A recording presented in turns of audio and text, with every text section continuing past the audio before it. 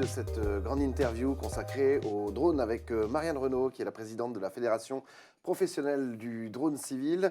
Les drones se sont développés, on l'a très rapidement évoqué dans la première partie, dans divers métiers. On a commencé par les médias, ensuite l'agriculture, le tourisme et la sécurité. C'est ce qui nous intéresse, nous, ici. Quelles sont justement les diverses façons d'utiliser les drones en sécurité? Quels sont les progrès? Qu'est-ce que maintenant c'est utilisé dans quel secteur en sécurité? Alors, c'est utilisé en surveillance, bien sûr. C'est utilisé Surveillance, par exemple, de sites un peu stratégiques, de sites sites. nucléaires, etc. Voilà. D'accord. C'est utilisé dans les différentes protections. Oui, Donc, tout ce qui est détection incendie. d'accord. Dans les forêts, dans les détections, les départs de feu, en fait, ou les reprises de feu. Donc ça, par exemple, on l'utilise beaucoup, je sais pas, dans les forêts Dans les pompiers, oui, par exemple, de Marseille, autour du de sud de la Marseille, du France, sud ou du oui. sud-ouest, dans Oui. les Landes, tout ça? C'est Dans vrai? le sud de la France, ils sont vraiment pilotes. Ce sont les pompiers, enfin le SDIS, est l'un des pilotes dans les usages de drones et les utilisations de drones. D'accord. Donc, eux les utilisent beaucoup. C'est utilisé beaucoup dans les secours en montagne, voilà. Ouais. C'est utilisé beaucoup également dans les assurances, enfin dans tout ce qui est post-catastrophe. Ouais. Ouais.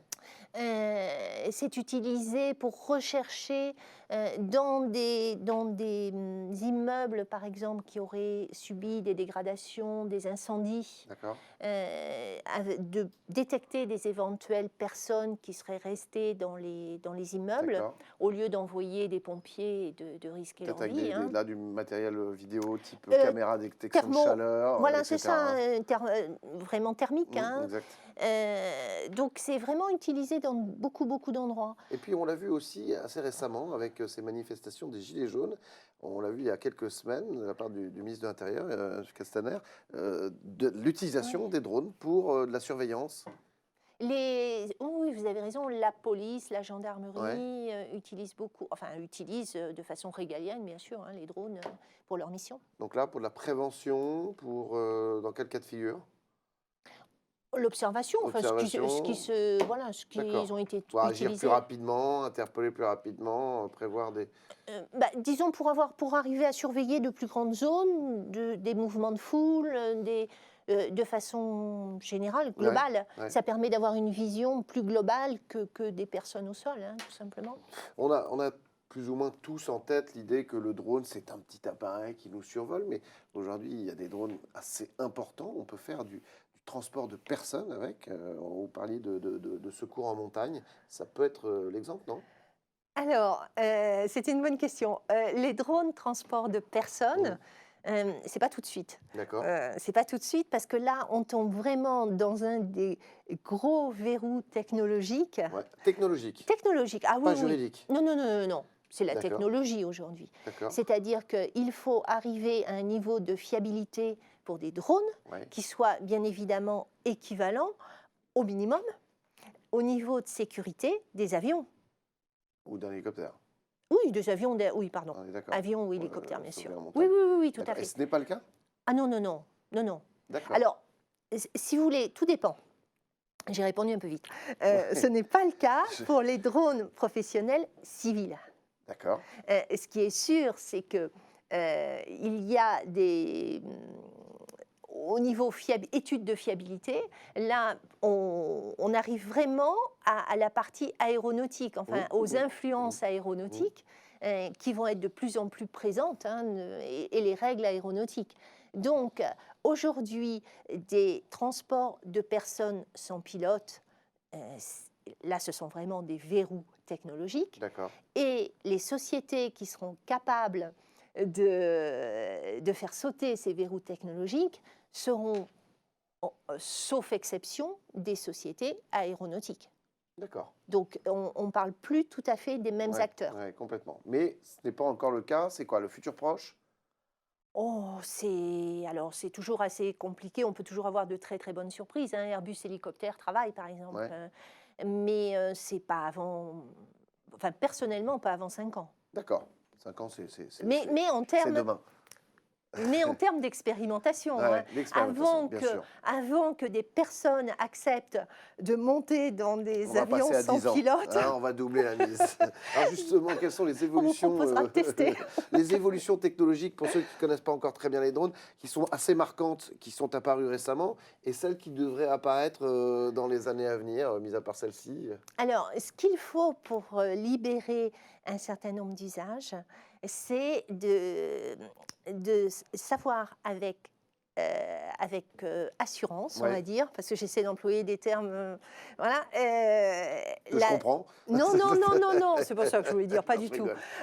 Mais expliquer simplement, pour pas être trop longue, il faut qu'on soit sûr que le drone respecte la navigation qu'on lui a imposée, qu'on lui a demandé, pour D'accord. lequel il est programmé. Ouais. Et pour ça, ça suppose d'avoir une connaissance très précise de son positionnement, de sa route, et qu'il le respecte. Donc, ça signifie que le drone évolue dans un volume Mhm. qu'on lui a fixé et qu'il n'en sorte pas. Donc ça, effectivement, ce sont des développements technologiques. Certaines sociétés les ont. D'autres sociétés qui n'ont pas encore acquis ces compétences vont bénéficier peut-être, très probablement, et en tous les cas, la DGAC y travaille avec des grands industriels français, vont pouvoir développer de petits équipements qui pourront mettre sur leur drone, intégrer sur leur drone, pour qu'ils puissent assurer ce respect du volume Mhm. dans lequel le drone évoluera. Et surtout qu'il n'en sorte pas.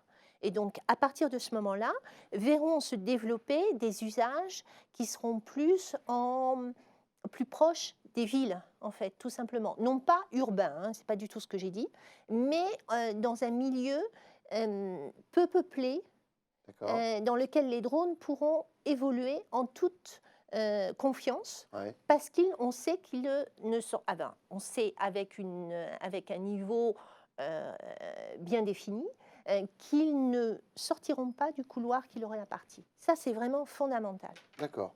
Mais alors, je repose ma question en termes de nouveautés qui vont arriver. Est-ce qu'on a des idées? Est-ce qu'il peut y avoir maintenant des coordinations avec des robots terrestres? Est-ce qu'on va, au niveau de la vidéo, des choses qui vont se développer ou de la miniaturisation? Est-ce que l'armée a un fort impact justement dans cette avancée technologique? Est-ce que ça vient de chez eux finalement? Alors, ça vient de chez eux, mais il y a la miniaturisation et le prix. C'est-à-dire que ce qu'on peut faire dans les drones militaires, évidemment, on peut le transposer dans les drones civils, mais le prix On n'a pas les mêmes moyens, drone, bien sûr, bien c'est sûr, sans comparaison. bien sûr. Donc, c'est toute la difficulté des drones professionnels. C'est justement pour qu'ils soient abordables, c'est-à-dire pour que globalement l'équation économique ait un sens. Parce que faire des missions aujourd'hui, des nouvelles missions avec des drones issus des drones vraiment aéronautiques, le modèle économique n'y est pas, C'est sûr, pour le moment. c'est sûr. Et donc, Voilà. hors militaire, alors, ouais. Donc, dans les nouveaux usages... Je veux ma réponse. Ah oui, oui, tout à fait, tout à fait. Donc, on va, j'espère dans un avenir proche, des drones qui pourront surveiller des grandes distances. Donc, c'est déjà le cas pour Altamétris, vous savez, les lignes SNCF, Oui. qui vont développer encore plus leurs usages. C'est-à-dire qu'ils vont parcourir Ils vont surveiller les lignes, parcourir, oui. des longues distances, par exemple de TGV, non? Oui, enfin Ouais. des distances importantes Ouais. pour surveiller leurs lignes. Ça, c'est D'accord. ce qu'ils veulent. Pour voir qu'il n'y a pas de problème technique. Ah, sur- absolument. D'accord.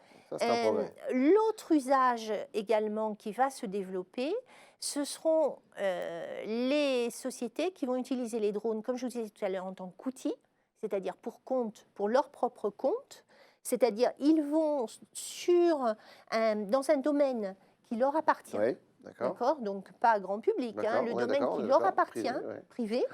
privé, ils vont utiliser des drones en tant qu'outil pour, par exemple, aller voir sur des pylônes s'il n'y a pas de fissures ou de...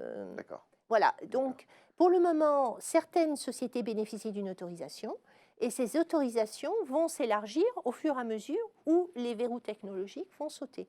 D'accord. Après, il y a également d'autres applications qui vont pouvoir se développer, qui seront beaucoup plus dans tout ce qui est livraison, Alors, livraison au sens, encore une fois, pas du tout au sens urbain, parce que si vous voulez, on en parlera plus tard, mais l'aspect on va en parler urbain. tout de suite même. Bon, d'accord. Parce qu'il ne nous reste plus beaucoup de temps, mais c'est justement très intéressant. Tout le monde voit effectivement, on a entendu parler de ces livraisons à domicile par drone. D'ailleurs, aux USA, Google a reçu l'autorisation d'entamer un service commercial de livraison dans le sud-ouest de l'État de Virginie, que j'embrasse. Est-ce que justement ça peut arriver chez nous? On sait que les États-Unis ont une réglementation complètement différente, des lois parfois totalement absurdes. On l'a vu récemment Alors, en Alabama pour autre chose. Mais en ce qui concerne le drone, est-ce que nous, on aura de la livraison à domicile? alors, la livraison sur notre balcon en plein Paris, ça sera vraiment pas tout de suite, hein. Déjà, il faut avoir un balcon. ce qui n'est Déjà, pas il faut donné à avoir tout un le monde. balcon. Ouais. Bon, donc ça, c'est vraiment le mauvais exemple qu'on peut complètement oublier.